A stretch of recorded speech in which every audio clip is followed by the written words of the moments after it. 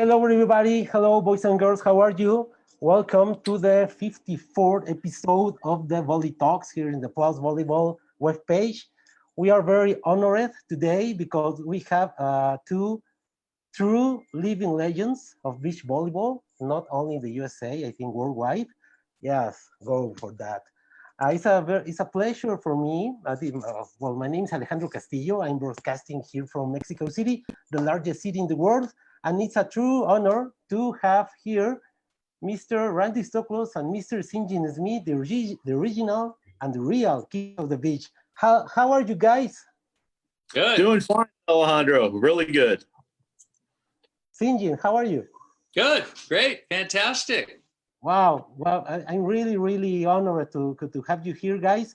Well, you are legends, and you have more fans in Mexico than you can imagine. Trust me. All right. And I'm pretty sure this is gonna be a very this is gonna be a really interesting and very funny transmission. Well, again, thanks to you for your time and your disposition to be here. Thanks a lot. So, how's everything in California, Sinjin and Randy? Randy and Sinjin. Go ahead, Randy. Well, California has been great. We've obviously gone through the COVID-19 aspect of things, and it's been kind of put beach volleyball back a couple of months. But I think in a very soon that we'll get some decisions in regards to the courts out in Southern California, and if we're running tournaments. And both Sinjin and I run CBVA events for the youth and the adults. So we're looking forward to having the beaches open as soon as possible and getting those kids out playing once again. Okay. That's right. Southern California, the weather's been really good. It's been warm. Today was a little overcast. They call it June gloom. So in the mornings, there's some clouds, but in the afternoon, the sun comes out. So it's actually really nice to play volleyball in this kind of a weather. But a lot of the people are really wanting to get back out on the beach and start playing. And it's happening slowly, but it is happening. Alejandro, most of the courts, it's been very peculiar just to see the posts up with no nets. But there's been a lot of people trying to get out and play, so they're bringing down their own nets, hanging them up for the time that they're getting out there and playing, and they're getting away with it. So we're seeing a little movement in our favor. Yes. I read, I think in this week that AVP is scheduling 3 events for the rest of the season, right? Exactly right. We're not sure exactly what they're going to look like, if they're going to create bleachers for fans or if they're going to limit the number of people on the beach. But at least it's an opportunity for the top pros in the United States to compete against each other and to make a little prize money. They've been very anxious to get back out there. And of course, when you have a national tour event like that, it's great training for the world tour and good preparation for the Olympic Games. Yes, Sinjin, and well, you are talking about the world tours, and in Cancun, we were supposed to hold the 4 star in March, and I think probably they will run it in late this year, in November, December. And next year, in this month, we'll have the Continental Cup, the Norseca Continental Cup here in Mexico, in Colima, the last ticket for the Olympics. That's right. That's very exciting. You know, the qualification procedure, it's a maximum of two teams per country. So it's the top 16 teams from the World Tour, and then 1 from each continent. And then after that, it's the world champions. And then there's one final event that you're talking about, I believe, that at the very end, the teams that haven't made it in have a last chance to get in, and that's very exciting. Yes, and I think, well, the Mexican teams are on the run for the tickets, and also obviously the American teams, right? That's right.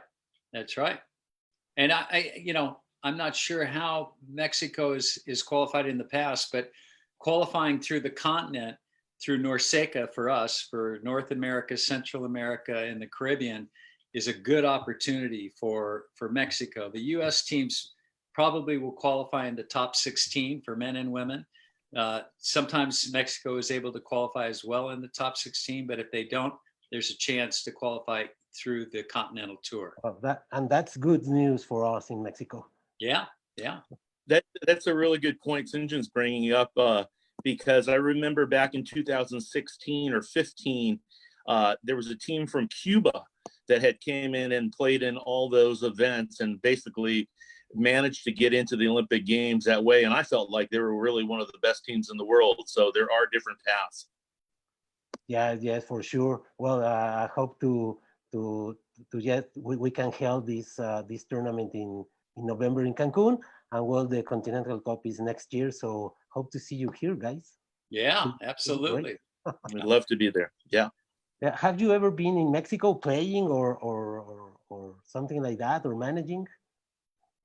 I have. I've been to a few different events, and one in Cancun actually many years ago. It was an exhibition. Randy didn't make it to that one, but it was one of the Carl Hinkle, another guy I played with. But it was pretty exciting. It was, downtown, right in the middle of everything, and it was a great event. But that was many years ago. Randy, please.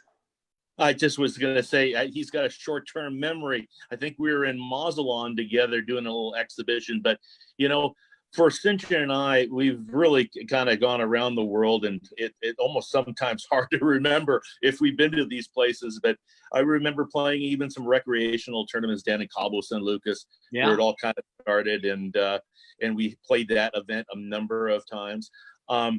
Speaking of the I don't know the guys' names for the national team, the two players for Mexico. For the guys who attended Rio? Yeah, yes, I think they went to Rio and Juan Virgen and Ontiveros. Mm-hmm. Ontiveros, exactly. The first time I saw those two guys play, they really reminded me of Sinjin and myself. Just the way, the blocker took away the court and the defender came in there and made the good digs. I have to say there was really a great surprise for me to kind of just see how well they've done. And needless to say, they're right on the doorsteps of going to the Olympic Games once again. Yeah, well, they made Rio 4 years ago, and they are on the verge for next Olympics. I hope so. For sure. They are Pan American champions in Toronto 2015, and I hope that they can go. And there are also another team, Tiwi and Bove. They went to Qatar 2 months ago, and they defeat in the semifinal to Evandro. There's a video of 10 points by block in the same match. Tiwi for Evandro. 10 blocks. 10 points of block. Woo! Great. Okay. So they are runner-ups in the World Championship, I think, under 19, 3 or 4 years ago. They are a very, very good team. Excellent. Yeah, it's helpful to have a few teams, fighting for that position, because they push each other. And then, of course, if one doesn't make it, then another one might make it. So it's good to have more than one team trying. Yes. Well, hope to see you next year here in Mexico, guys. Yeah. So, for the people who is connecting right now, I remember you. We are talking with living legends of beach volleyball, Randy Stoklos and Sinjin Smith, both from Southern California. Well, guys, if you are okay, I will share some pictures you sent me, so we can talk about the history of you guys, the winningest team in beach volleyball history. That's right. Good. And if you can share with us about that friendly rivalry with the Brazilians. Yeah. But before, some comments is Octavio Medina, this guy, my friend who is right now in Seattle, Washington. He says, nice to see against these legends in beach volleyball. Before in the computer games and the ESPN playing, you have a fan from Seattle, a Mexican from Seattle. All right. I was just going to make a comment, talking about international volleyball. Randy and I went down in the mid 1980s to play in the first international events. And from that came the World Championships. And then we ended up playing in Brazil. What was it, 5-6 years, Randy? And then we won just about every time we went down there. And that's why they were referring to us as the Kings of Rio, because we had so much success down there. And it was really a tremendous experience. We were more well known in Brazil than we were here in the United States. So by now or at that time? Well, at that time. Well, now, we're a little bit older now, if you notice, So, people are starting to forget, except if they were around when we were playing, they all remember. But the young kids, unless they see things on a regular basis, they're not going to know who we are. But the people who are a little bit older, yeah, they know, they remember. And both Randy and I, we speak to them, through various means, throughout the year. So, they're always wondering if we're still alive and well. Yes. Alejandro, the tournaments down there were bigger than life. They were just as big as events that you could possibly even imagine. And they kept on getting bigger and bigger each and every year. We came in 1987 and won, and we ended up winning 5 different separate times. But rock star status in regards to going down there and playing, and how we were treated, and it would be funny. We would go out to dinner with Bernard Rosman, and we'd be at a restaurant, and sure enough, the owners of other restaurants would come over and just beg for us to be at their restaurant the following night, because it would create that much more excitement for their restaurant. But it was an incredible time at that time, and especially playing against the Brazilians, the hometown. Very, very difficult for us, because we were normally coming out of the winter months for us, and we were jumping into basically dead summer. And that was usually in January, February that we would play these events. And so we would always go down a couple weeks early and try to get our sand legs together. But there was really no way to get into shape and to really deal with the humidity and the heat. And we'll probably jump into a couple stories about Brazil and about all those events, but probably the most difficult tournaments that we've ever played for me. Yeah, well, yeah, physically it was so demanding, because 1, it was our winter, so we weren't ready.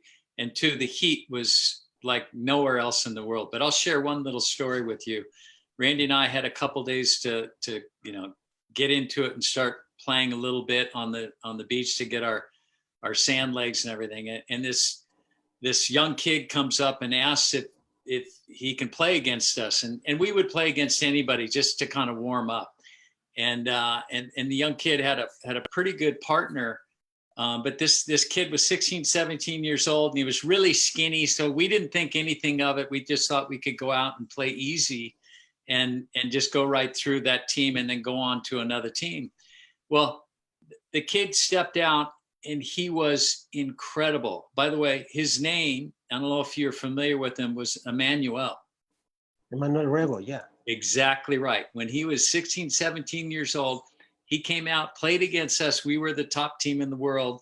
And it was a real thrill for him to be able to do it. But we did everything we possibly could not to lose that warm-up game in front of all the people watching us. Because, everyone wanted to see what Randy and Sinjin did.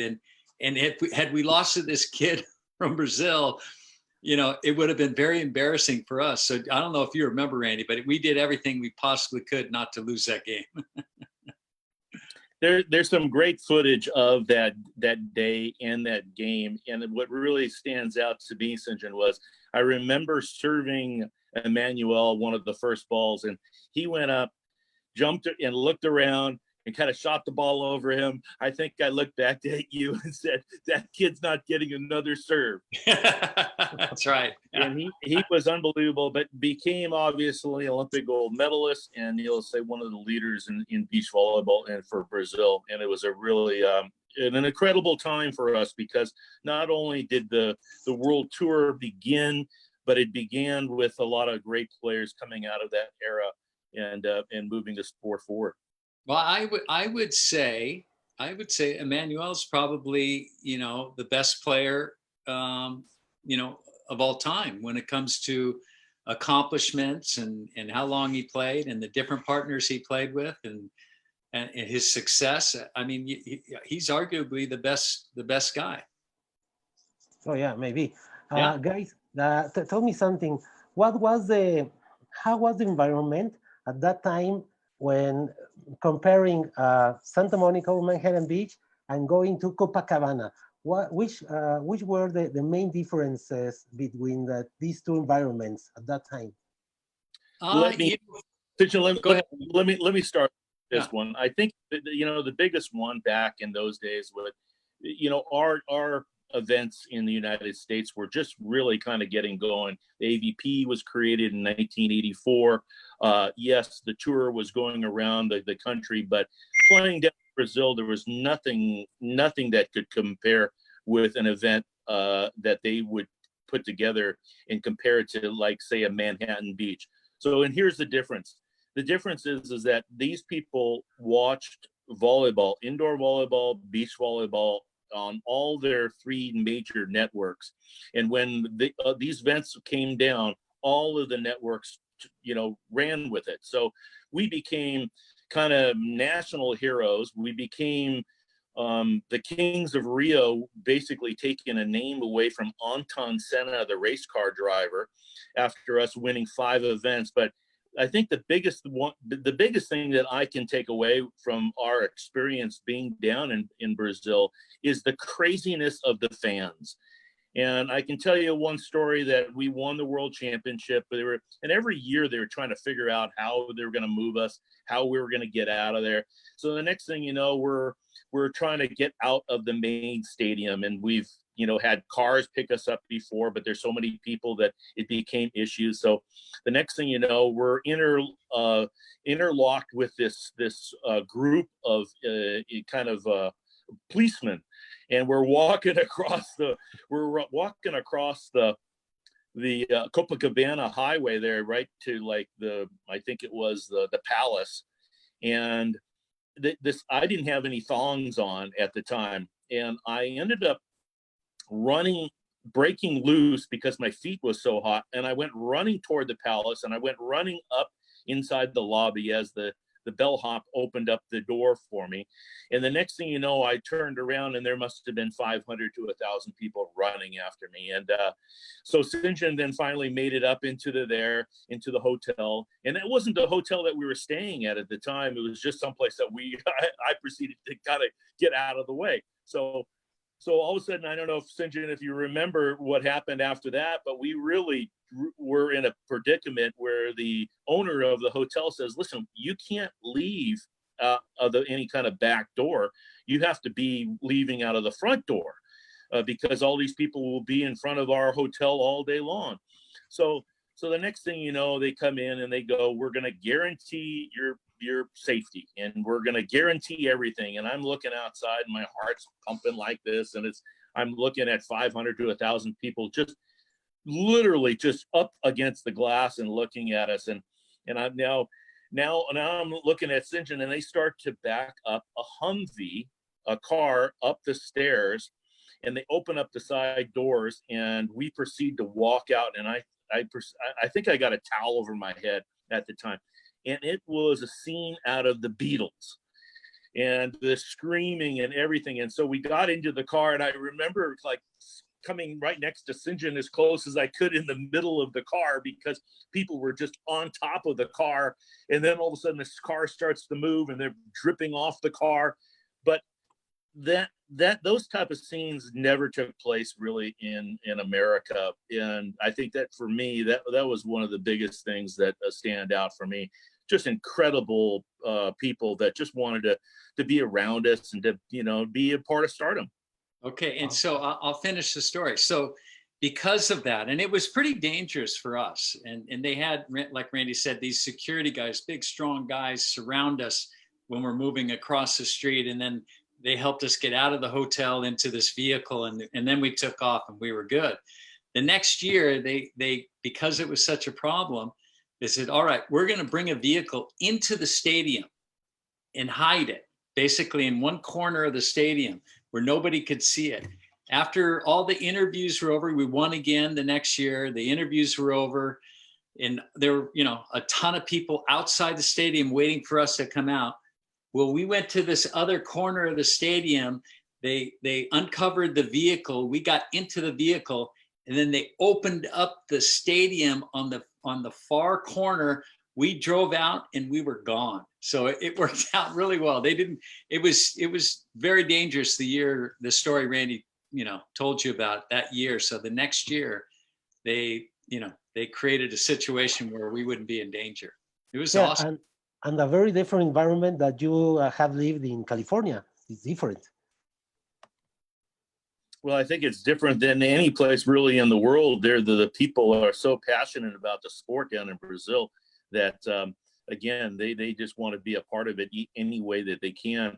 But, like Sinjin said, we had so many different, things that went on each and every year to make that event better. At one point, they built a platform that went across from the stadium to the Copacabana Palace. And that was for the dignitaries to get through in a safe manner. And it was for Juan Antonio Samaranch and Billy Payne, because they were looking at adding the sport to the Olympic Games. And so the president of the FIVB, Ruben Acosta, invited them down to the event, put them up at the nicest hotel in Rio, which is where the event was, right across the highway. So they built this bridge just for them to walk across. They came down, and Randy and I both were able to speak to the president of the IOC and to the president of the Atlanta Organizing Committee and explain to them about the sport and about, how exciting it was, and having them there seeing this event with the 10,000 people and then thousands of people outside trying to get into the event, but it was already full inside. And Randy, did you see that video somebody posted with the line of people outside going on Sure. and on and on and on? And I have a picture of that. And you get to the stadium and the stadium's full, absolutely full. So do you think, guys, you were like influencers that the beach volleyball became an Olympic sport at that time? Absolutely. With your impact? Absolutely. I mean, obviously it was the promoter in Brazil initially who put on those events. That was Fernando von Ortsen and Coq Tavares. And then all the events that went on around the world that showed that this was a real international sport. Many countries can participate. When in Rio that year, we were speaking and educating, the IOC and the ACOG, and they took that back and they made their decision based on that and a lot of other things too. The FIVB actually built the stadium in 1996 for the Olympic Games. That had a big impression on the organizing committee. And it was pretty amazing. Everybody was a little bit concerned that because there's a big cost. The other thing that happened, and many people don't know, is the FIVB took away one position from the indoor teams. So I think they had 14 people on the team, but they took one away, which allowed for less cost to the organizer to bring in the beach teams. I mean, that's unheard of, that, volleyball took away the indoor player to allow for the beach players to come. So that, along with building the stadium, then they thought, okay, we'll and it's so popular worldwide, we'll let it happen. And we were one of the first sports to sell out in that Olympic Games, which since Atlanta. Yeah, in Atlanta. They couldn't believe it. The Atlanta, or it's all about money, right? They couldn't believe it. The ticket sales went so well. They were happy as could be, and we got incredible television coverage as well. And then from that point on, each Olympic Games, every promoter of the Olympic Games wanted to have more seats, bigger stadiums, more sessions, so they could sell more tickets, more days, the whole thing. So starting in '96, it was such a huge success. Every Olympics since then, it's also been a great success. And you've seen it, during the Olympic Games, all the television coverage that it gets. So it's been a great thing for the Olympic Games, and of course, a great thing for our sport. Right. Randy, want to say something? Yeah, and Alejandro, getting back to your question specifically, I had a moment with Antonio Samaranch, which was the president of the International Olympic Committee, the most powerful man in sports. And I'm on my knee, basically in front of him, asking him to make beach volleyball an Olympic sport. And he says, yes, that we're going to make it happen. It was unbelievable to me. And there's some pictures of from a magazine front cover that I still have, that there's a picture of me talking to him. But you don't know what it really means for myself and Sinjin to really, be in the position that we were. And not only that, but to make a sport and to kind of take the world in just a little bit, to move it just a little bit in our favor and make beach volleyball an Olympic sport. And now one of the biggest sports in the world, with, I would say, 220 countries participating to create their athletes to go to the Olympic Games. So, yeah, I really wanted to just basically have all those athletes do what I did for 21 years. And that is basically go out and play a sport that's out in the open, out in the sun, in such a great sport athletically, that I just wanted to have anybody could really be a part of that, take advantage of it. Hey, Randy, do you remember? And I don't know if it was the same year or a different year, but we went to Brasilia and we walked up the steps with the president of Brazil, with Bernard, which is pretty exciting too. I mean, we were involved in so many things in Brazil with the highest level people.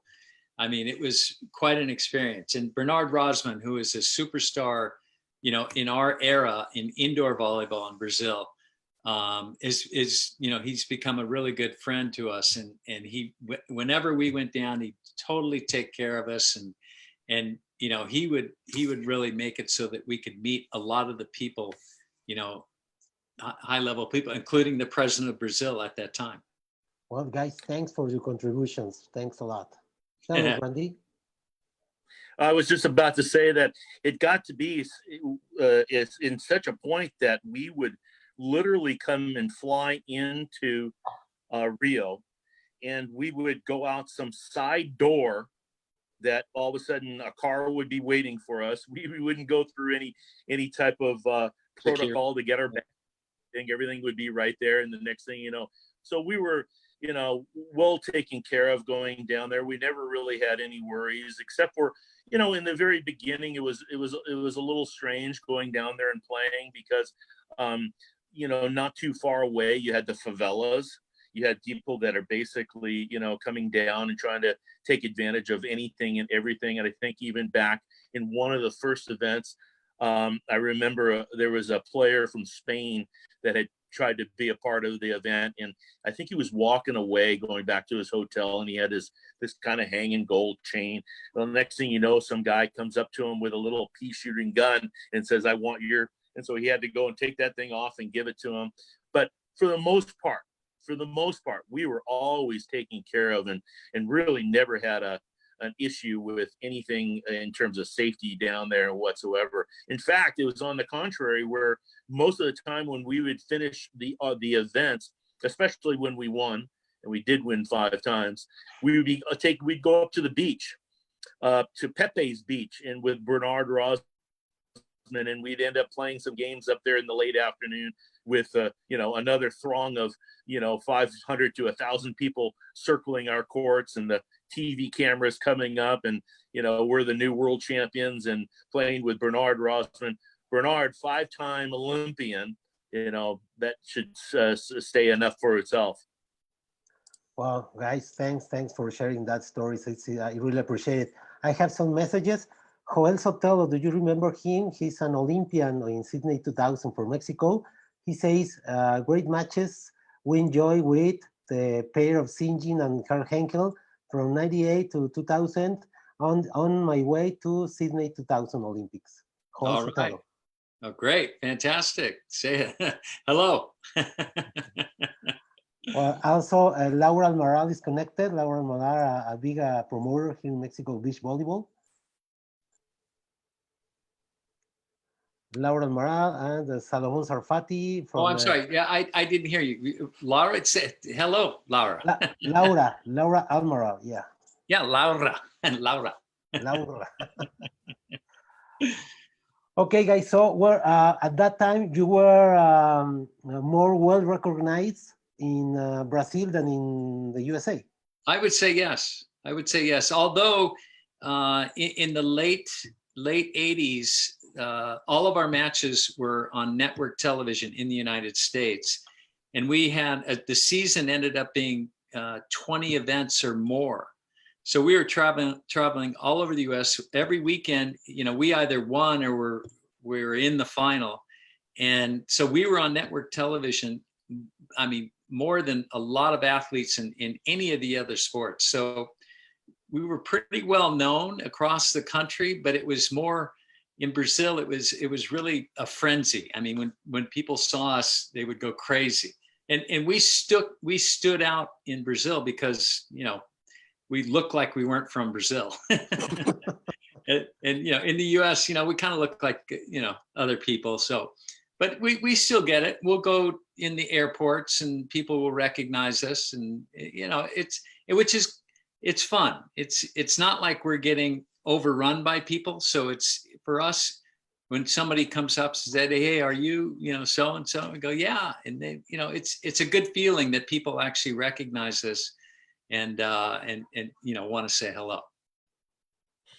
And on another note, you know, back in the day when we were playing these world tour events, and Sinjin and I played from 1987 to 1992, 93, we played in not only the Brazilian events, but then all of a sudden we went to Italy to play. We went to Spain in 1992 to play, and we'll talk about that in a second. Sinjin, you can follow up on that. Yeah. But it was pretty incredible going around the world. I ended up playing, I think, 10 tournaments with Sinjin on the FIVB World Tour and winning 8 of them. So pretty much everywhere we went, we were in the position that we wanted to be, and obviously, you know, promoting the sport along the way too. Right. The event that Randy's talking about, 1992, was in Almeria, Spain. And it was designed to showcase beach volleyball for the IOC. So we had this special event, and you know, all the top teams were there, and we had committed to go in 1990. Remember, Randy, after Jesi, the tournament in Italy, we committed to the president of the FIVB to go to this event to showcase our sport for the IOC. And when the date came and we were getting ready to go, the AVP unfortunately told us we couldn't go. And we're saying, this is too important not to go. I mean, granted, they had TV contracts in the US and they committed all the players, but this was something very, very special that, you know, it's really once in a lifetime to try to get your sport into the Olympic Games. So we decided to go anyway. And they ended up fining us $70,000 and keeping us from playing in the top events on the AVP tour, which is kind of sad because the guys that were making this decision are the guys that we played against every weekend. So without us there, they were able to do better, of course. But the fact that we went there, you know, that played a very large role in the IOC accepting our sport as an Olympic sport.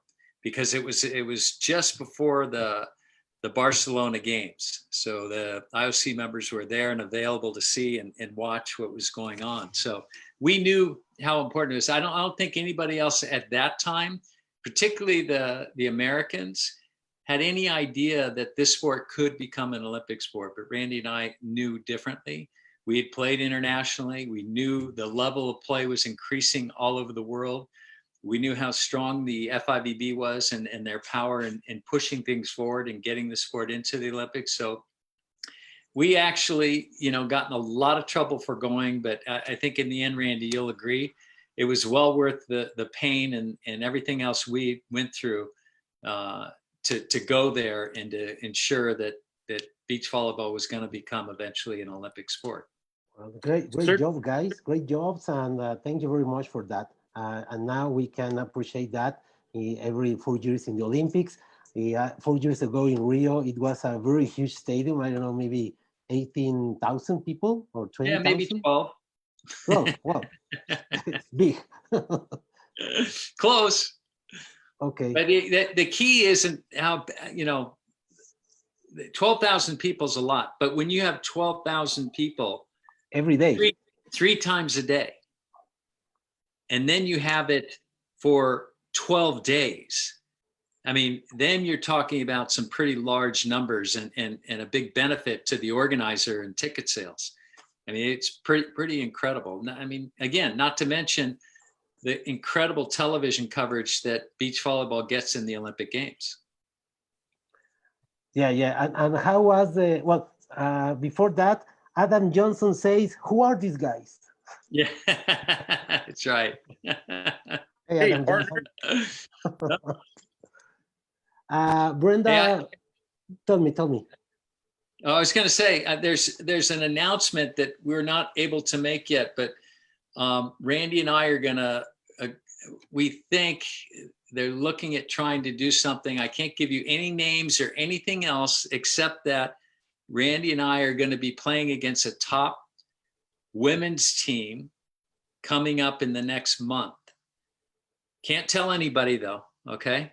Okay. And I can't give you the names, but just keep an eye out. You're going to see Randy and I go at it once again, but this time against girls. a top women's team in the world. I won't tell you who though. from USA or from another country? I can't tell you. Okay. Okay. We will be waiting for that. Okay. All right. Brenda Weird says, hey guys, wondering if any of the current AVP players have approached either of you to coach them. Any interest in that area if an opportunity presented itself? I didn't catch it. What? Brenda says if you are open to coach any AVP players. Oh, we do. Not as a full-time job, but Randy, I know, helps some of the players. And if the players ask us, we're happy to help them. It's just, we both are doing different things and we can't commit full-time to coaching, but we always give them some tips, and they'll come to us and ask us questions, and and we're happy to give them some of our knowledge. Great, thanks. Miguel Angel Ramirez, Miguelito says, hello, dear Sinjin, great players, legends of beach volleyball with Randy. Congratulations, thanks, Alex. I am Miguel, referee supervisor to Roseca. Yes, Miguel, we know who you are. Absolutely, we know Miguel. Hello, Miguel. Hello, Miguel. Alvin Cheong says, always great to hear from these two legends of the sport. Thank you. Thank you. Adam Johnson says, partner. Yeah. So Adam played with Randy after we stopped playing together, Randy, and they should have actually, I think, been in the 96 Olympic Games. So Randy, what'd you do? I ended up twisting my ankle and landing on a volleyball 1 minute prior to the last match to go to the Olympic Games. Damn. So I would have expected them to go to the Olympic Games in 1996 because they were one of the top teams at that time. And you played with Karch, right, Sinjin, for a while? Yeah, I played with Karch in 1979, 80, and 81, I think. Yeah, back right out of UCLA, because we were actually, Randy was at UCLA too, but we were on the team together in 1979. Right after that season, we won the NCAA championships. We went undefeated, and then we went to the beach and played in the beach tournaments. Great. Adam Johnson says, I need some help, guys. What are your cell numbers? I'm in touch with Adam. I know Adam's in Texas. All right, great. Well, let me show some pictures, guys. And especially this one is from Brazil, right? You went there. Yeah. This is in the Olympics. Was it Randy? This is actually the year before the Olympic Games. Oh, that's right. This was the pre-tournament that we went down to promote it and ended up playing an old timers game. And I remember playing there with Sinjin, and at that time I hadn't played for a number of years, and I had trouble getting the ball in the court. And I can remember Sinjin just saying to myself, "Just keep the ball in the court, and they'll make the mistakes." I think we ended up playing a Brazilian team there. I think it was. Was it Loyola? Yeah. No, it wasn't Jose. We played Jose in Florida. Fort Lauderdale. Yeah. It was the other Brazilian team that ended up winning one of the world championships down there.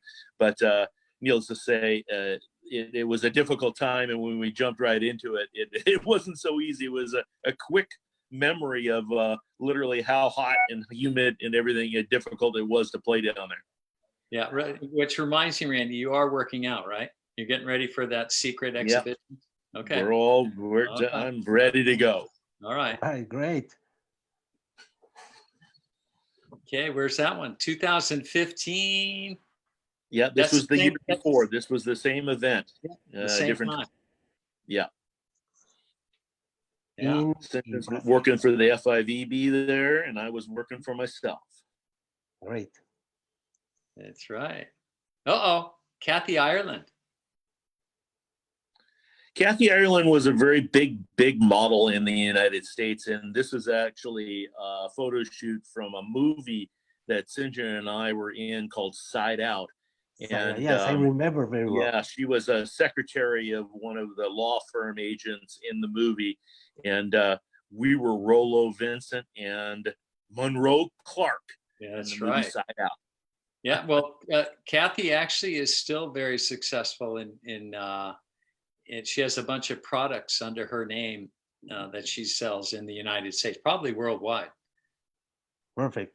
Jim Wolf, my very good friend, photographer, says, any thoughts on playing with no fans in the stands? I don't know. You mean for the World Tour? Yes, for the World Tour. Well, here's the problem with the World Tour, and it's like any other major sporting event, at least on the professional side. The promoter of the events pay for the events. One of the ways they get money for the event so they don't lose money is through ticket sales to the fans. If you take away all the fans, then the whole burden of cost of the event is on the sponsors. If the sponsors are willing to pay the whole price tag for the event, well then, okay, you could do that and just have it a specialized event just for television. But, I don't know if anyone really knows yet if that's a viable answer to being able to put on these events. I think, Sinjin, speaking about no people in the stands, personally, I really wouldn't feel all that comfortable about playing. And I played for the people. And that's what inspired me as an athlete to play in front of those people, and especially to hear, the momentum of what a crowd can do. And with that, with one not being there, especially with an intimate sport as we have two people on a side, really takes a lot away from our sport. Okay, yeah. Just think of there'd be no negative comments though, Randy. How could I get fired up? There's Bernard on the right.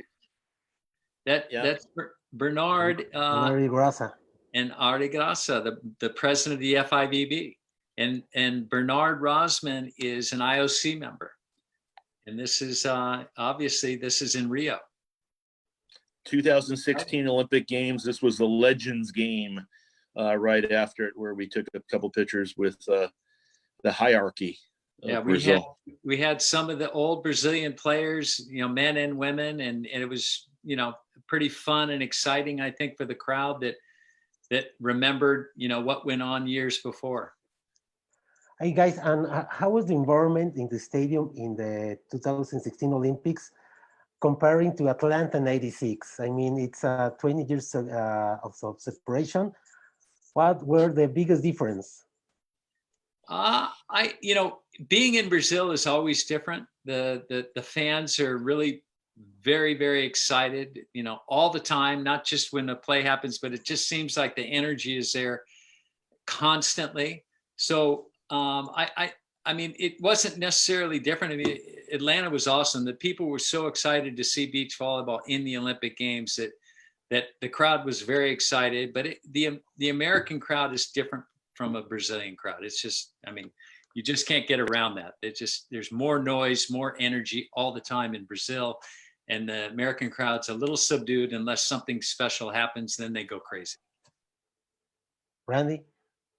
Well, again, like Sinjin says, the opportunity to play down in Brazil and in I don't know, the difference of the size of stadium, I think the one thing that probably stands out for me mostly in the difference between 96 and 2016 Olympic Games were the nighttime games. And majority of the big matches were all played late at night, where they were finishing off at 1 o'clock in the morning, 2 o'clock in the morning.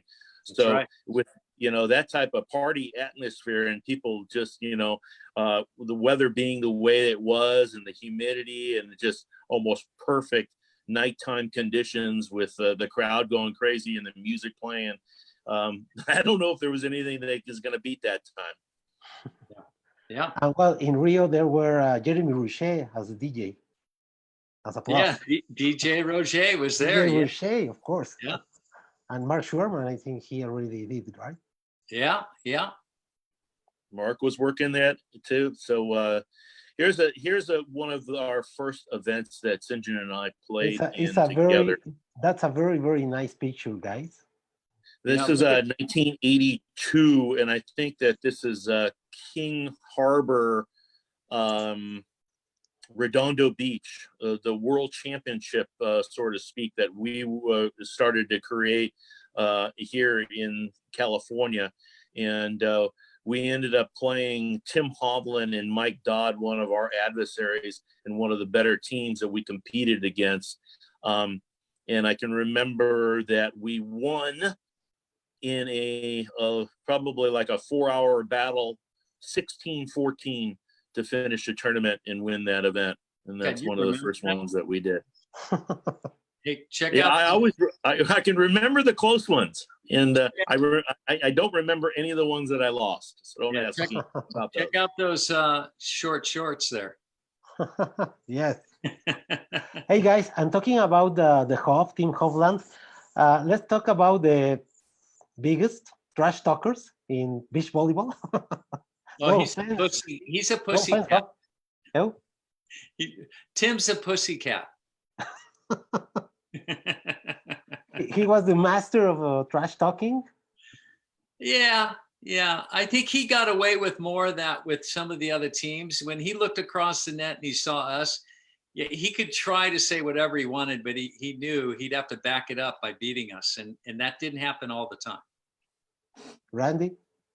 Oh, they were a very good team, the team of Mike Dodd and Tim Holland. And Tim was definitely the enforcer on that team. But, we grew up not only playing against each other, but playing with each other on junior national team, on the national team. So we knew each other very, very well. And more importantly than being a big trash talker, he had the charisma to, basically go around the country along with Sinjin and I to promote the sport. And, when you see something a little different, I think, a lot of people just really like to see that interaction, and they kind of tune into it a little bit.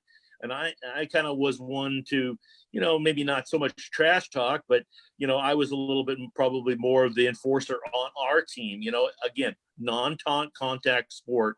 The only thing you really can do is, make your actions known, but more importantly, a word once in a while always helps you kind of put them off a little bit. And at the end, that's part of the show, right? And that sells tickets. Yeah, we don't see enough of that today. I mean, we had during that period of time, the mid to late 80s into the 90s, with Hovland, with Dodd, with Randy, with me, with some of the other players, there were some definite personalities out there. And I think people either they loved you or they hated you, and that was perfect. Either one was very good. because they wanted to see you win or they wanted to see you lose, and that kept them involved in watching. So there was a good group of personalities at that time, which I think there's not quite as much today or in the past, bunch of years, that really helped grow the sport. It really helped popularize the sport is when you can identify with individuals out there playing or with the team, then it becomes way easier to sell the sport. Yeah. One of the biggest things for me too was, we had done it. Sinjin and I were doing some commentating on a world tour event here in Las Vegas a couple years ago, probably 2018. I think it was one of the first qualifying events. And so we had a match that the Canadians were playing the Brazilians, and it was a semifinals or the finals of the tournament. And the two big girls are basically hitting the ball and kind of looking at each other and making remarks underneath the net. And, the next thing you know, the referee blows them over and actually asks them to come over and say, please stop this behavior. We don't need anything like this. And so, here we are as commentators and volleyball enthusiasts seeing something that's kind of taken away from the sport. And that's the honesty of how it is with an individual competing at the net. Now, people are going to look at each other, but it's okay to go and have that interaction. That's what the American public, that's what the world wants to see. So after the tournament was done, I came up to the referee and I said, hey, why did you go and try to break that all up? And why did you stop that action in regards to, the people competing against? Well, she said to me, could you imagine they were about to throw fists and that they were going to punch each other? And I kind of laughed. I said, number one, that would never happen. And number two, it's this thing that we want to see in any kind of sport. If you look at SportsCenter, ESPN, all the highlights are of interactions of things that are abnormal, something that is out of the box. And I think that the FIVB needs to look at that a little closer and allow the personalities to become what they are, because once you create those, then people are going to follow it and the sport will become that much bigger. Well, actually, Randy, we had that conversation at the FIVB years ago. And when we were kind of deciding how the referees were going to handle the game, I made it clear that you need to see the personalities. Of course, you don't want them hitting each other or doing anything like that, but the players need an opportunity. But just think if you did. Yeah. Well, okay, but you know what I'm saying. You don't want that to happen. You want it to get very close without it actually happening. But the point is, we need to see the personalities of the players. You don't want to keep the personalities down because people enjoy seeing the excitement or the anger or all of it, as long as it doesn't take away from the game. So we had a long discussion about that years ago at the FIVB, and the idea was, it's not like indoors where nobody can say anything or do anything. The beach game is different. It's more exciting to watch. You can see the personalities of players, so don't take the personality away from the player. It's like when the NFL became the no-phone league, right? The which? When the NFL became the no-phone league, when the NFL banned all the celebrations of a touchdown. It's like the same, right? Yeah. Exactly. Yeah, you have to allow the players to celebrate because it's part of the show. It's the show. Yeah, it is part of the show. You're right. Okay. Alvin Cheong says, who had the best jump serve and hands when you guys played?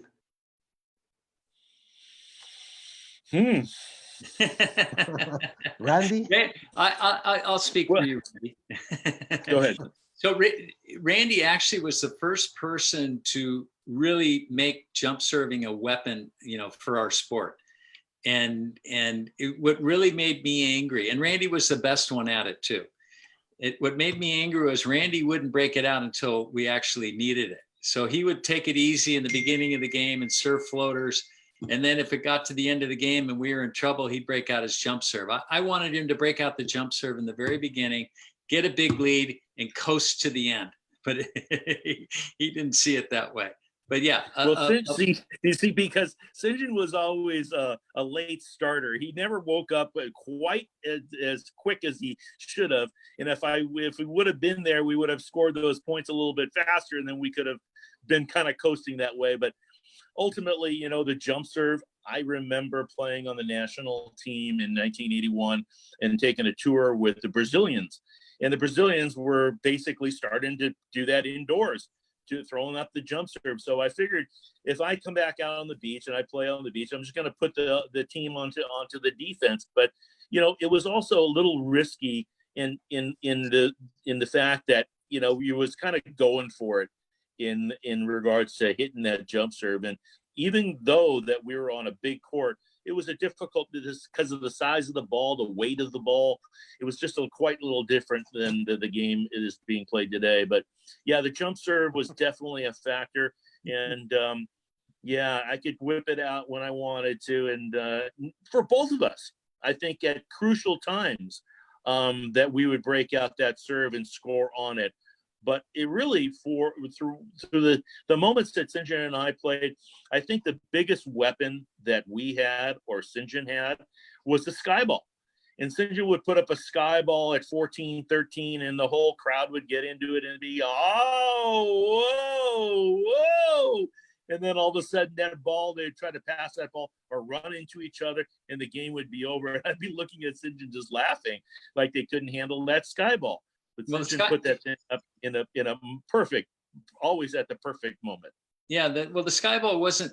It was. I mean, the reason why it was so effective is because nobody practices passing a sky ball. One, and two, they're used. I would only bring it out at the end of the game normally, or if we got in trouble early on. But normally at the end of the game, when they've been seeing and passing a certain way based on the serve, you know, that they've been seeing all game long, and then all of a sudden, here's a serve from here, and the angle of their arms is different, and the angle of the pass is different, and the setter, you know, so it just changes things up just enough to throw them off, you know, their normal game.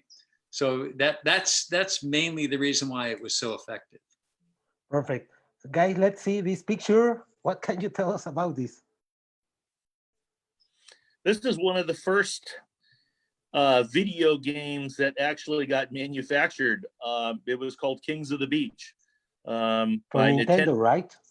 And we literally they set us off to the side and worked with us for days about, you know, talking about what we would do on a volleyball court, how many times we'd hit the ball cross court, how many times down the line. So they started to put in all this data, and they created this game. And I think that there's a number of other players along on the tour that were a part of this, but we were the name for the Kings of the Beach. Yeah, the company was Electronic Arts, and they're still in business today. And if you picked Randy and I as the team to be, and you knew our normal tendencies on the beach, you weren't going to lose, because you know that I'm really good at cutting the ball or shooting deep line. Randy was good at powering the ball. So if you knew what we were good at and you played as us, you were going to win. And you wouldn't believe how many people came up to us and told us that they beat us. Hey, Randy, and this is true? Your nickname is Vanilla Thunder? Oh, it's just one of my nicknames that have been presented to me at an early age. I don't know exactly what that was. I think it went off of an NBA basketball player called Chocolate Thunder. Dawkins. Great. Right. Sinjin, this is a question I have been thinking for 20 years, and this is the time. Sinjin is a contraction of Saint John? Yes, it's so my full name is Christopher St. John Smith, and Sinjin is the Old English pronunciation of St. John. Oh, great. And that was actually my father found that in one of Shakespeare's plays. There was a character named St. John pronounced Sinjin. Oh, great. Yeah. Well, I imagined that, but Now I'm 100% sure. Okay. Alejandro, what I like about that picture is that they were that intelligent to know that I had gray hair or that I was going to have gray hair. They were 4 years ahead. 20 years ahead. Exactly. Great. Thanks, guys. There it is. That was Las Vegas or what, Randy? That was one of the E1440 events. I'm not sure if that was San Jose but they were very hard in getting Sinjin and I together and commentating a lot of the events, because not only that we, we're a team for almost 11 years, but, once you know somebody, you kind of work well with them and know how to interact with them. Great. And please, Sinjin, tell us something more about the King of the Beach brand. Well, it's a brand that I helped start many years ago in the 80s, actually, with Steve Asher, who started Side Out Sportswear, which is the other brand that I was involved with for many years. So this brand, King of the Beach, is still alive and well. And actually the people who put on the King of the Court events, so you're familiar with those events 2 years ago? Yes. We've been talking with them because we own the King of the Court brand as well, and trying to get them to continue to put on those events. I thought they were really good events, and it really showcased our sport. You got to see a lot of teams in a short period of time, and it was just fun to watch. Okay, great. There it is. I'm not sure if this is 1987 or 1988, but it was the first time they had handed me the microphone, and I wasn't about to. Oh, look, Sinjin's got a microphone too. But it was, these events again, were just crazy because of the media and the attention from all the people and just the surroundings. I mean, I think the picture kind of tells itself a little bit more than what we can even, talk about. But this was the beginning, and this was the moments of our sport becoming an Olympic sport, and was happy to win it. Sinjin, Randy, there was another chance prior to Barcelona to make it the Beach Volleyball Olympics since Barcelona, or not, or the focus was in Atlanta for Atlanta '96. The focus was on Atlanta for sure, because we were in 1992 when the Olympics were in Barcelona. We were in Almeria just before the Olympic Games, so we were focusing on getting the sport into 1996. But that was the chance to get to the IOC members because they were already in Spain for the Olympic Games. And Sam Orange was a Spaniard. It was what? Sam Orange was a Spaniard. Yes, yeah. Absolutely. Yeah. And what do you think about, guys, of snow volleyball? Because FIVB is pushing very hard to have snow volleyball in the next Winter Olympics. Yeah, it's going to be very hard. Yes. I think there's a part of snow volleyball that's kind of interesting. It can be very dangerous too because of the surface. It's it can be very slippery, and at times it can be hard. I mean, the snow has to be perfect to really make it, the right kind of game. But if you make the court small, I mean, my version of that game that would work best is, instead of an 8-meter court, to have either a 7-meter court or even 6-meter, and put three people on the court, so that you get the rallies, continuous rallies, because it's really hard to move in the snow. But if you have more people on the court in a smaller court, you're going to have rallies, and it's pretty funny sometimes to watch, to see people falling on the ground and trying to make legitimate volleyball plays in that kind of surface. So, but getting any sport into the Olympic Games is incredibly difficult, and best of luck, but I think it's going to be a hard road. What do you think, Randy? I think that it's, like Sinjin says, it's a tough road. I don't know if there is one other sport that goes and plays in the summer and winter games. No, it And obviously beach could be volleyball the is first one. becoming, Could be the first one. could be the first one, but which would be kind of nice. But at the same time, just as Sinjin pointed out, there's a whole lot of differences. And ultimately, from a Southern California guy that likes to play in, warm conditions, I'm going to keep my feet in the water, the Pacific Ocean. Okay, well, we have a question. Kuka from Mexico says, I want to know how many years they played together. I think you already said 11.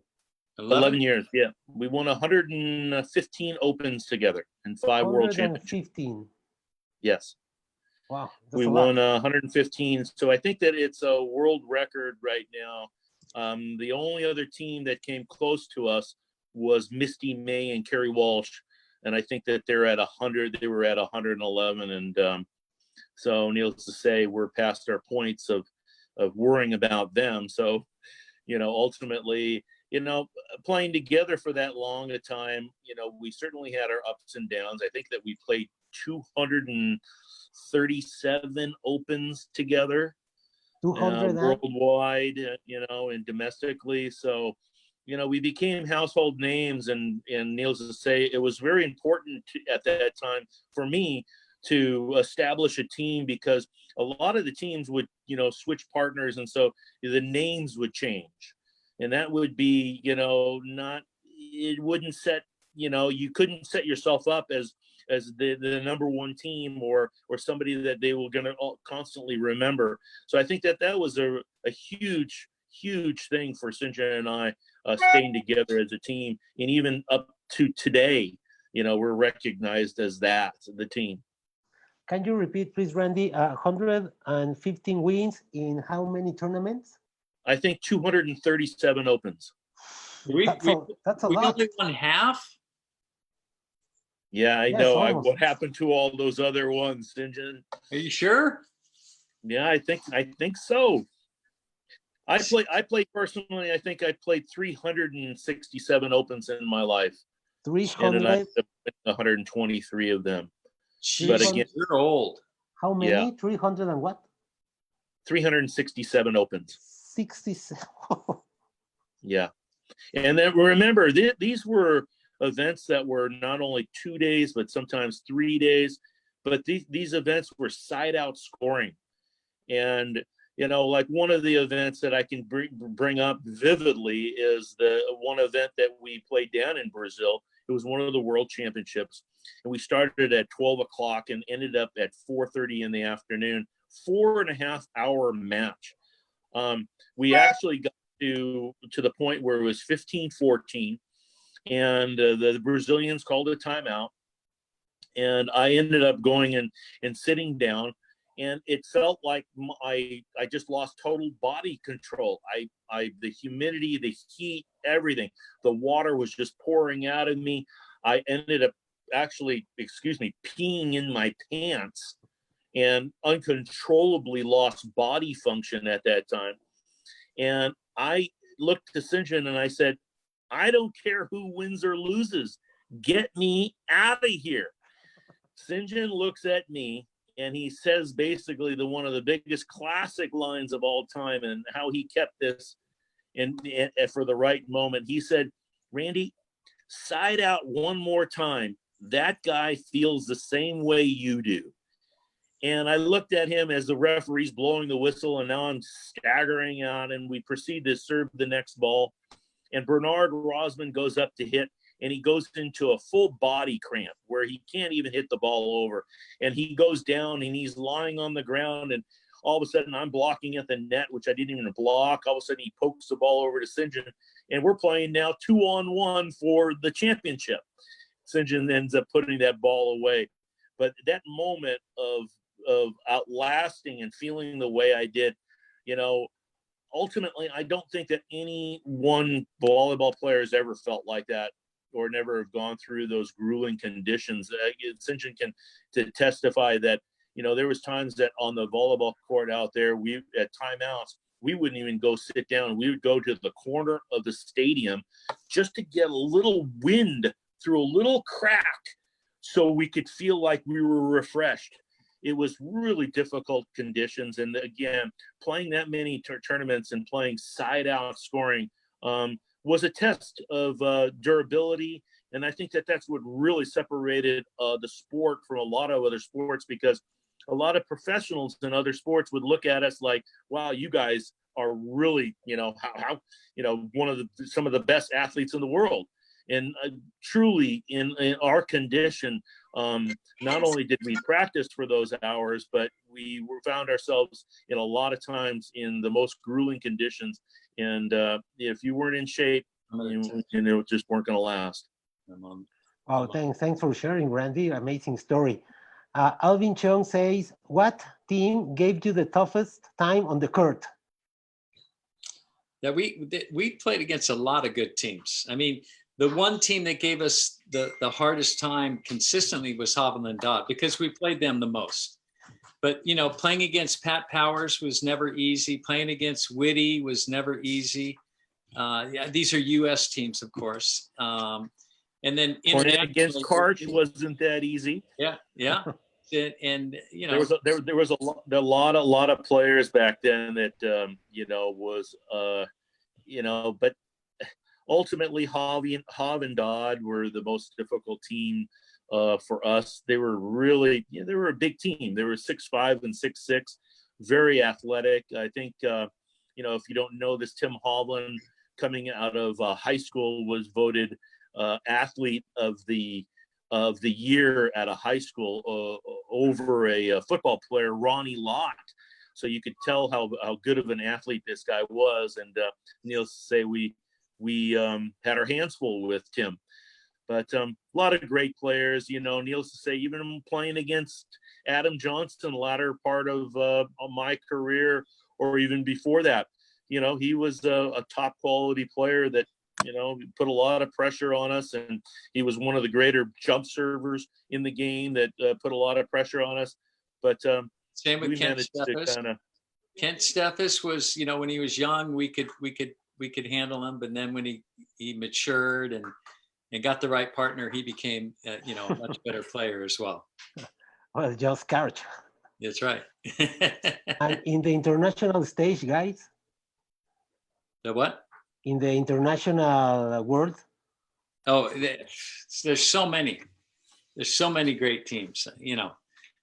There's probably 10 Brazilians that are, really, really good that we played against that were, extremely competitive. Early on, I mean, it seemed like each of the countries had great teams. Norway had Bjorn and Jan. They were a really good team.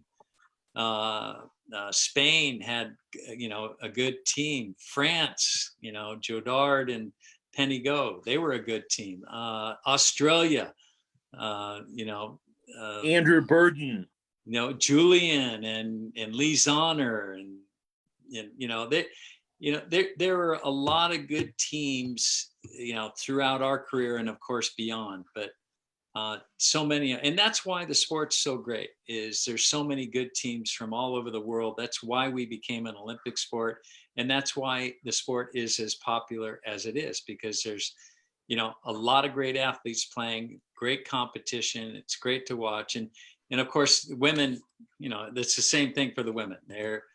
I think the men were a little bit ahead of them. We got more opportunities to play, but once the women start playing and prize money increased for them, then you saw really good competition, not just from Brazil and the United States, but teams from around the world. So, it's hard to single out, individual teams and say they were the best or they were the best. But I would say, if I had to pick one player, it would be Emmanuel, who really stood out in my mind as somebody who had all the skills of the game, played, effortlessly, played with so many different partners and had so much success. If I had to pick one guy, he would be the guy that is the top of my list. And then you can't dismiss Dalhouser though. He's a creature. Yeah. Phil Dalhouser is got, for a guy his size, well, for a guy any size, he has tremendous skills. And he can take over a game. And now you're seeing more guys his size today that are really, really great players. But he's really a phenom in my mind. Yes. I just want to give a little bit of a shout out to also the Brazilian team that we played in 1989, Franco and Roberto Lopes. Always kind of a scary team and, well organized, left-hander and everything else. But I remember too, also in one of those tournaments down there that we had lost. We didn't get a chance to get to the finals of the tournament, but we literally played them for a third place finish. And there was prize money with the overall, winner of the tour that was at stake and everything else. And we took care of that business at that time. But they were, a lot of these teams were really kind of scary to play because you really didn't know really what was going to happen and how it was going to happen. They had different styles. Andre and Guilherme, they were another good team. Played them in Australia a number of times in the finals. Yeah. God. What was the team we played in the final in Almeria?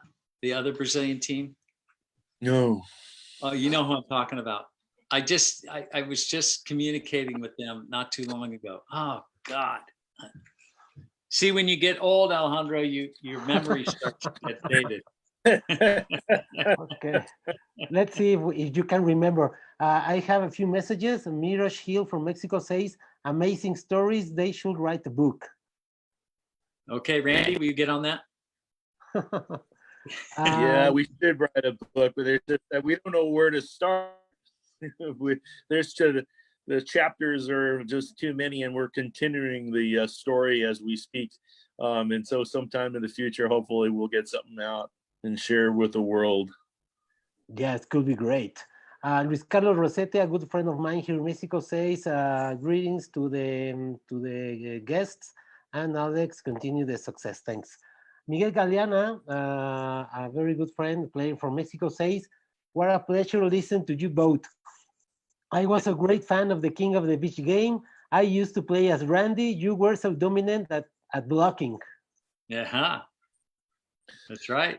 Well, yeah, it's a kind of a funny one, and everybody has their own opinion about who they wanted to be, but it surely was a fun opportunity for us. And they'll just say, we wish that those things, could you imagine trying to put together one of those Nintendo games with the rest of the world and the names that we have right now? That's the next thing in line. Yeah. Right. Let's continue, guys, with the pictures. Here are the fancy guys. Sports Pick 2011. Sports Spectacular. All right. Right. That's where Sinjin got me into one of those photo booths, and we had to go and throw a picture together real quick. But yeah, there's the ready to play. Ah, looky there.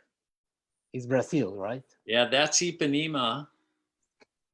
Before we moved over to Copacabana, I believe.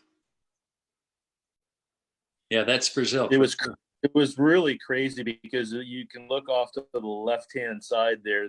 There's the practice courts there, and you can barely see it. But those outside practice courts literally had as many people. It was an unbelievable time in our lives to see beach volleyball. Randy, looking at this stadium, this could have been one of the first ones because the stadium's not as big and it's not. It was. And not completely closed in, you know what I mean? Yeah. And I have some footage from one of those first events, I think 1987, where on and his partner who? Montanaro. Montanaro ended up playing Pat Powers and Karch Kurai in a semifinals, and I think that we ended up playing the Americans in the finals of that first event and beating them. But I can remember shooting from that left side. I had a high quality camera at the time and kind of the state of the art. And I ran some footage that I still have, and it's posted on YouTube for anybody who wants to see it. Okay, we will Google Good time. Pretty amazing picture, Randy. There was a ton of people, but again, I threw you some of the events that came on in the United States, and this was in Florida in the late '80s, maybe early '90s. There was a Cuervo, Clearwater. yeah, the Cuervo Crown, and Sinjin and I were the first team to win the Triple Crown. And that meant that you had to not only win at 3 different locations, but to get that. And I don't think that any other one team ever did that, because these tournaments were very high prize tournaments, $100,000 first place. And needless to say, the one year that we did it, I think it was '91, we won in Clearwater, we won in Boulder, and then we won in San Diego, California. Those were the 3 major events, and this was one of them. Okay, guys, about the Manhattan Beach Open, who I have read that is the Super Bowl of beach volleyball. What can you tell us about that? A lot of the events in Southern California were big events. Manhattan, kind of developed into an event that everybody wanted to play in, and we had some of the biggest crowds, although Hermosa would rival the events with the crowds because they were set up to hold more people. But Manhattan, it has a mystique about it. If you won Manhattan, you kind of, it was more, people felt like it was more important than winning some of the other events. I mean, I guess we did too, but I wanted to win everything. But yeah, it's a big event, and if you win, they put a plaque with your name on it on the pier, and Randy and I are up on the pier a bunch of times, and yeah, it's a special event. It's everybody would love to be able to say that they won the Manhattan Beach Open, but not many can. How many times did you won as a team Manhattan Beach? No, 4. Yeah, I think we won 4, and then you won with Jimmy, and I won with Jimmy, right? Yep. We both won with Jim Mingus. You may not know who he is, but he was us before us. Yes, he was the number 1 guy, and we both had an opportunity to play with him in the early '80s. Yes, I have heard of him and Ron Von Hagen. And who? Ron Von Hagen. Oh, Ron Von Hagen. Von Hagen, of course. Yeah. I played in my first Open with Ron Von Hagen, and he was the guy everybody wanted to be. He won 62 tournaments when guys were struggling to win a handful. I mean, he played the longest period of time at that time, and was just a real monster on the volleyball court. He was, very, very powerful and very intense, and yeah, he was the guy everybody wanted to be or to beat at that time. The Manhattan Open was started in 1960. It's not our oldest tournament here in America. I think our oldest one started in maybe '57 down there at Laguna Beach. But as far as a tournament consistency, the Manhattan Open has been around since the 1960s. And needless to say, if you do win that tournament, and I was the one who coined the phrase, "It's the Wimbledon of beach volleyball." The Wimbledon, the Wimbledon. And needless to say, my dream is to have the World Tour come to Manhattan Beach and come out here and play in the sands of Manhattan Beach and try to win a tournament. There's just something a little different. The angle of the wind, the texture of the sand, the people, the ambiance of the whole crowd and everything else. It's a definitely, like Sinjin says, if you win the tournament at Manhattan, you go down in history books as one of the top players. And guys, what do you think is the reason? Because in the last 2 years, the USA has not hosted a FIVB event. Because it's very expensive. And if you can't make money putting on an event, who's going to put on the event? There's in the US, there's so many kinds of sporting events that are happening that, sponsors aren't willing to pay a lot of money for a beach volleyball event. The only person that's been able to raise the kind of money, consistently for volleyball events in the United States is Leonard Armato. He's the same guy that started the AVP. So if we could find another Leonard Armato these days to raise the kind of money that's necessary, then we could have more international events, but it's just too tough. Even with the AVP today, the Donald Sun, the owner of the brand, the AVP today, is doing a great job for our sport, and he's funding a lot of it. And I know he continues to look for more sponsors so he can grow it to be much bigger, but it's a very difficult, thing to do. And everybody's very grateful that he's still maintaining a tour for the AVP for the pro players. Okay, Randy, want to say something? Just on the same notes, what Donaldson has done is tried to create the sport to, make it a bigger sport, but the difficulty in regards to getting partnership and sponsorship is very difficult. And I think, ultimately when you're talking about world tour events, because of the FIV and the cost of doing business, even with them, it's a hard spot for a lot of the sponsors to take and be put into, because the amount of money that they have to put up to make everything happen in an international way. Yes, I can imagine. Well, let's continue with the pictures. Where is this? Versus Colorado. Is that right, Boulder, Colorado. Yeah. It's a huge crowd. Yeah, this is the finals of the event against Karchkurai and Brent Frohoff, and I think this was the second leg of that event that we had won. Hard packed sand, high altitude. That I remember the ball, floating on us and everything else, but really had some spectacular times there too.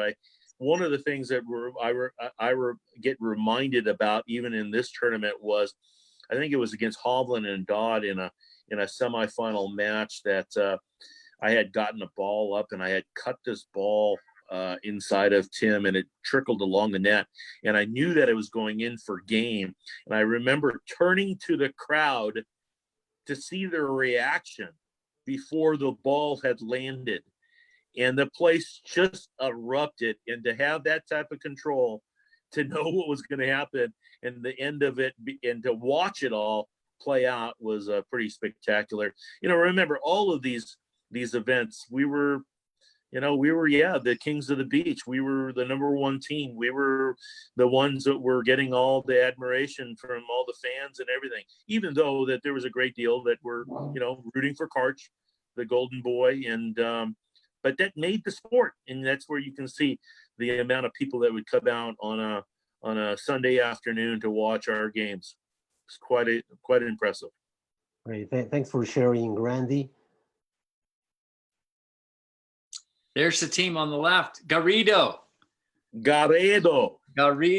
and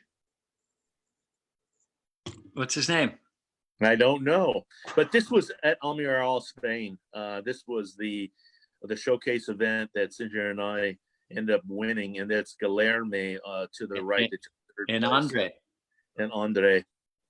And this was a huge moment right here, because obviously this was the stepping stone to the Olympic Games. And as Sinjin talked about earlier about the fine that the AVP got, to me, that at that point, it was the biggest fine in the history of sports. And, for such a small sport and for what we were trying to do, it didn't seem right, but we got through it and we made it happen. And probably worse than the fine was the fact that they didn't let us play in the next big events in the United States, including one of the Cuervos. So that was a real disappointment, and we couldn't help but think that, okay, these guys making the decision are the guys that we're going to play against in that tournament, in the next couple tournaments, and now they're making sure we're not going to be there.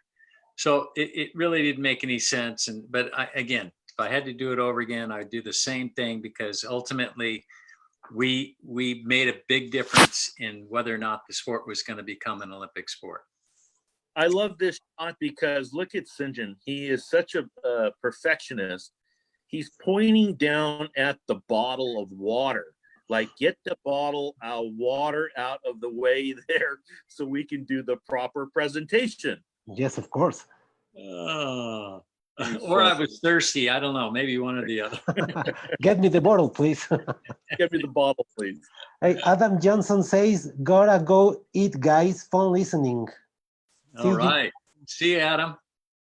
Adam, good to hear from you. Santa Cruz. Santa Cruz. This is Northern California. Again, this tournament had been going on for a long time. Very difficult, to play in this location.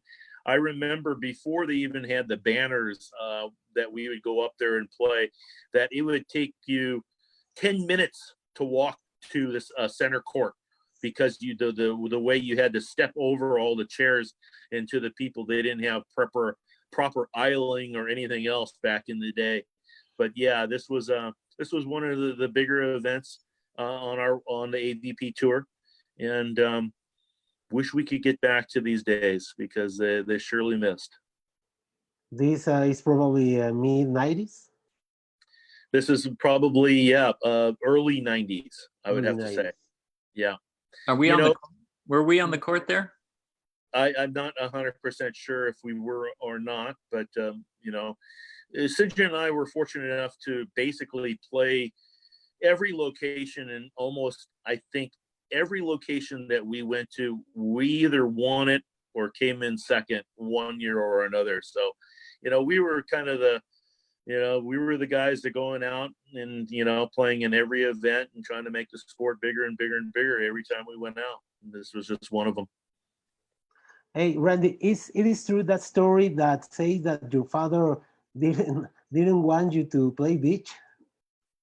Well, my father grew up in Poland, and he came to this country with $20 in a suitcase. And no, as growing up as a kid, I was kind of looked like as the beach bum. But it wasn't up until the point where all of a sudden scholarships came to me, and my father said, okay, well, you can use that as a stepping stone. But I had to work in the family business at an early age. In my teenage, I used to make loudspeakers, stereo speakers, and I built about 4,000 of them that a lot of people don't know. It was under a company called Saras, Saras. And that's what I used to do as a teenager. And, my dad had really kind of other plans for me. He only came down to the beach twice in his 3-piece suit at Manhattan once. And I think up in Santa Barbara, he might have made it up there one time where he was sitting with Karch's dad. And Karch's dad and myself had a lot in common. One coming from Bulgaria and Hungary, and my father from Poland. But difficult times. I would be yanked out of practices in high school, kind of embarrassing. But the one thing that it did for me is it allowed me not to play any other sports, because he just wasn't, a sports guy. Even though that he played tennis as a teenager, and he was a bit of a champion in Poland playing tennis, he didn't see that for me. But it ultimately, what happened is that I then was kind of looked at like I could only play that one sport. So on weekends, I had a pair of shorts, and I'd go down to the beach and play with Bobby Barber down in Muscle Beach and in Santa Monica, and one thing led to another. So in hindsight, he probably did some good for me, not allowing me to play these other sports. And then my final focus was to play the game of volleyball and beach volleyball at the end. Right. Thanks for sharing, Randy. We go with the last pictures. This is a world tour. I don't know where, could be Brazil. Yeah, same event in Brazil leading up to 2016. So it was 2015 when we did the exhibition against the other Brazilian. There's Roberto Lopes and Franco right there. That's who we played. And who won? We did, of course. Great. There's the video. I mean, the game, Electronic Arts. Yeah. Kings of the And that Beach. came out on a floppy disk to start off with, and then I think it went into a different other little formats, so people could play that on a PC. In a floppy, we are talking about the Stone Age.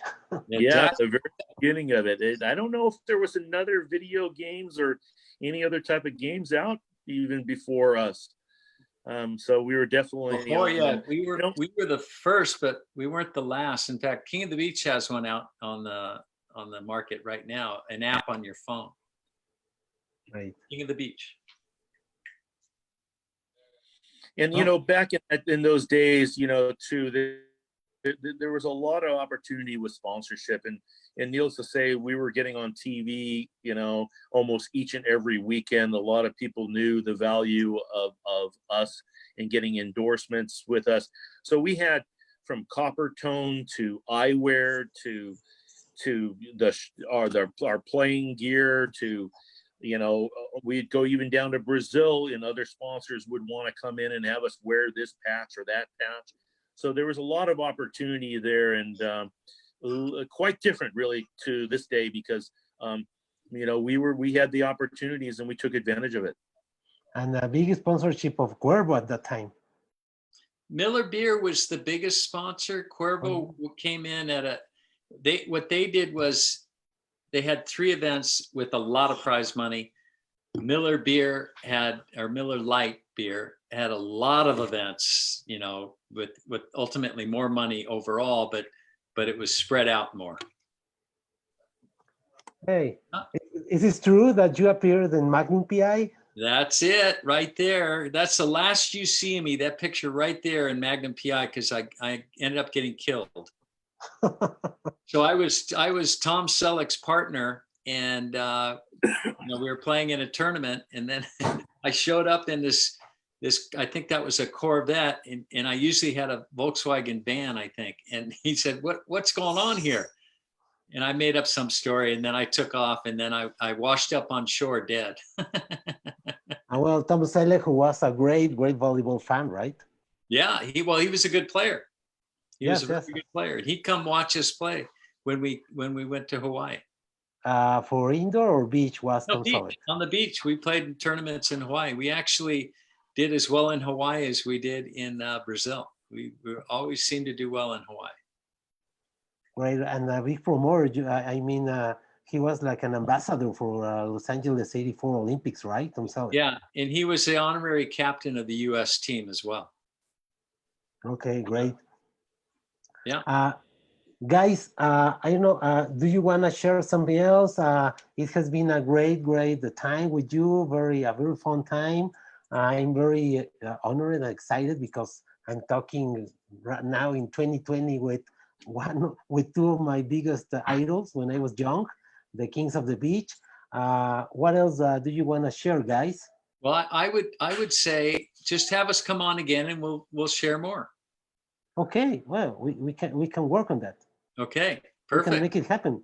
What do you think, Randy?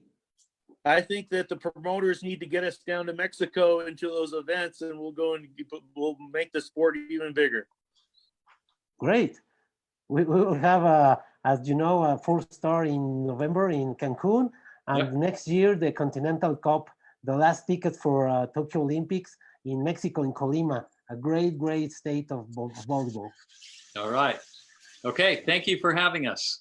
Oh, guys, thank you very much. I'm very honored to have you here, and please stay safe, take care, and hope to see you again very soon.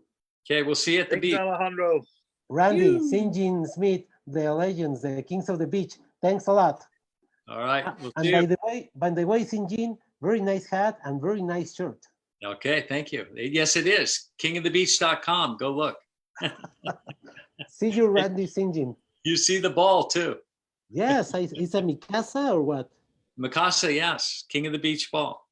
Okay, well, thanks a lot, guys. See you later. Take care.